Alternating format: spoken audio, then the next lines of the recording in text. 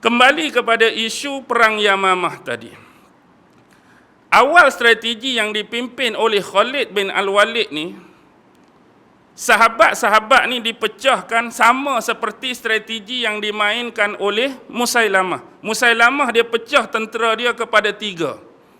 Hak bahagian tengah dipimpin oleh diri dia sendiri. Dia jadi pemimpin bahagian tengah. Bahagian sayap kanan ada seorang lelaki yang bernama Muhakim bin Tufail. Muhakim bin Tufail. Di sebelah bahagian sayap kiri, pemimpin dia Ar-Rajal. Itu sebelah Musailamah. Manakala di sebelah tentera Islam ni, hak tengah dipimpin oleh Khalid bin Al-Walid. Hak tengah. Bahagian sayap kanan dipimpin oleh adik kepada Saidina Umar, iaitu Zaid bin Al-Khattab, adik Saidina Umar. Sayap belah kanan. Belah kiri, seorang lelaki yang bernama Abu Huzaifah. Kalau Zaid bin Khattab, mungkin ada kita yang pernah dengar nama dia. Abu Huzaifah di sini bukan merujuk kepada Huzaifah Al-Yamani, penanggung dan pemegang rahsia Nabi, bukan. Huzaifah Al-Yamani orang lain. Abu Huzaifah ni adalah anak kepada Utbah bin Rabi'ah. Utbah bin Rabi'ah. Utbah bin Rabi'ah, adik-beradik dia Al-Walid bin Utbah. Antara dua nama yang pernah didoakan laknat oleh Nabi. Dulu sebelum berlaku perang Badar, selepas peristiwa hijrah, Nabi pernah mendoakan laknat kepada 7 orang musuh. Antara yang didoakan laknat Abu Jahal. Yang didoakan laknat Umayyah bin Khalaf, tuan kepada Bilal tu, hak siksa Bilal tu. Lepas tu Utbah bin Rabi'ah, Al-Walid bin Utbah, Al-Mughirah apa. 7 orang ni lah hak Nabi doa tu. Perang Badar hak ni KO paling awal. 7 tu hak KO paling awal hak ni lah. Abu Jahal pun mati perang Badar. Semua nama tu mati perang Badar. Tapi Alhamdulillah keturunan dia, salah seorang keturunan Utbah bin Rabi'ah, nama dia Abu Huzaifah. Abu Huzaifah ni jadi pemimpin sayap kiri. Dalam pemimpin sayap kanan, sayap kiri itu juga, mereka berperang. Dan sentimen sinonim peperangan Nabi-Nabi hantar sebelum ni pun, ada panji-panji ataupun liwak yang mewakili sahabat Muhajirin, yang mewakili sahabat Ansar. Sahabat Muhajirin dipegang oleh seorang lelaki yang bernama Salim. Hak Ansar dipegang oleh sahabat yang bernama Sabit bin Qais. Baik. Apa hubungan Salim dengan Abu Huzaifah tadi? Sebab tu dalam hadis Nabi, Nabi kata, pelajarilah Al-Quran, ambil ilmu Al-Quran ni daripada 4 orang ni. Kalau nak belajar Quran, Nabi pesan pada sahabat-sahabat, ambil ilmu Al-Quran daripada 4 orang ni. Nama pertama yang Rasulullah sebut ialah Abdullah bin Mas'ud, hebat dalam ilmu Quran. Yang kedua, Nabi sebut nama Ubay bin Ka'ab, hebat Al-Quran. Yang ketiga, Mu'az bin Jabal, hebat Al-Quran.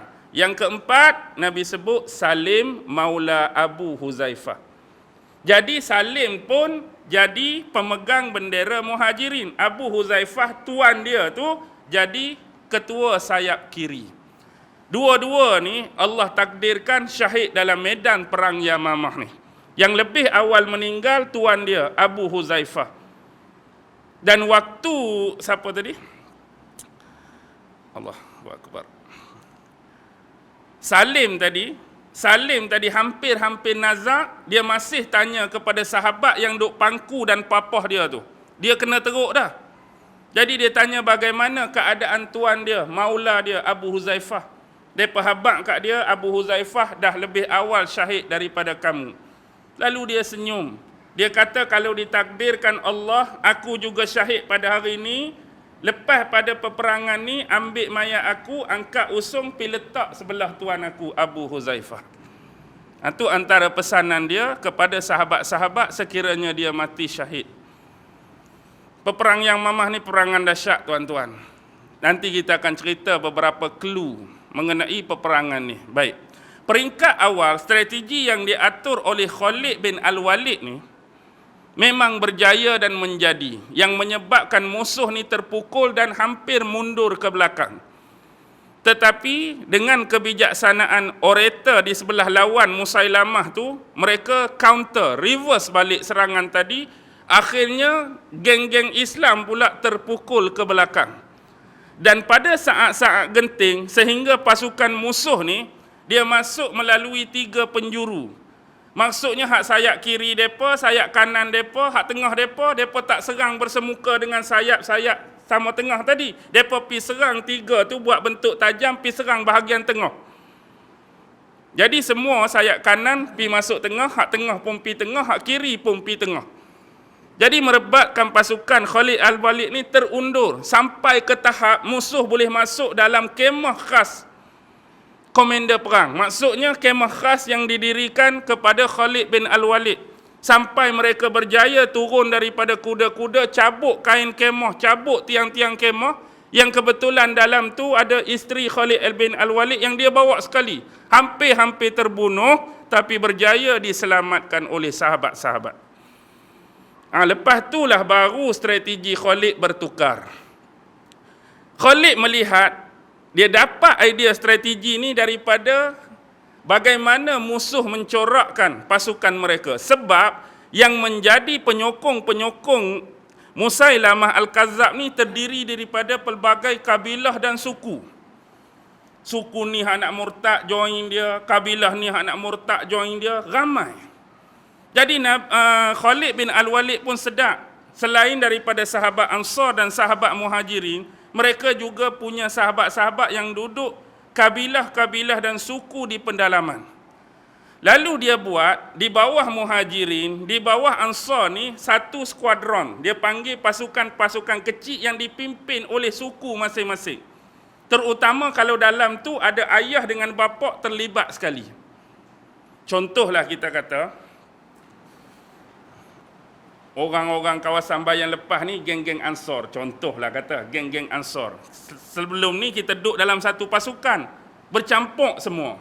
Tapi strategi yang ditukar, bawah pasukan kita Bayan Lepas ni, dipanggil Ansar ni, dia bentuk skuadron-skuadron kecil. Geng Saidina Umar Al-Khattab, dia ada geng dia, dengan pengurusi dianya, AJK dianya, duduk bawah tu juga. Tapi dia membentuk skuadron kecil. Mayang Pasir punya, dia ada hak dia. Kemudian Sungai Tiram dia ada hak dia. Bayan Lepas punya dia ada hak dia. Tapi masih duduk bawah satu pasukan. Dan kalau boleh dalam tu, biar ada bapa dengan anak.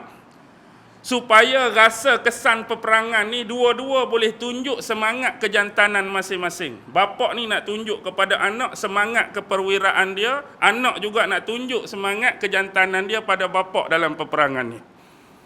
Okey, boleh faham? Jadi bila dia susun strategi macam ni, akhirnya berjaya. Musuh ramai yang terpukul. Macam ni lah mudah. Sebelum kita pi pada clue yang terakhir, Islam ada 13,000, lebih kurang 13,000.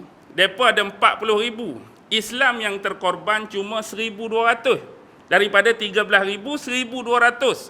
Mereka daripada 40,000, 21,000 yang mati. Hebatlah tentera Islam tak? Walaupun bilangan kecil, kita kehilangan 1,200 sahabat saja.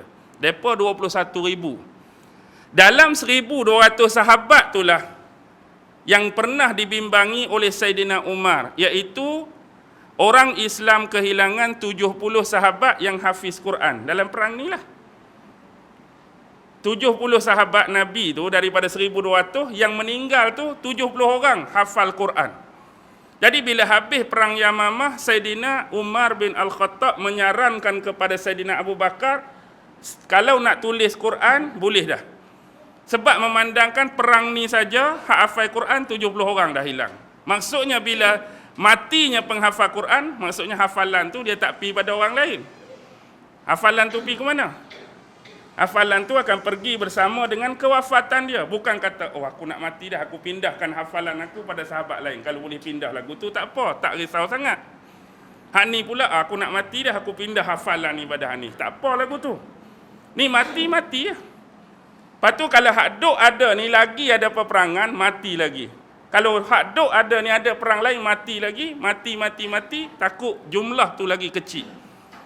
Jadi Saidina start mengumpulkan Al-Quran ni sebenarnya start zaman Saidina Abu Bakar lagi. Cuma pembukuan yang komplit dan sempurna berlaku pada zaman Saidina Osman.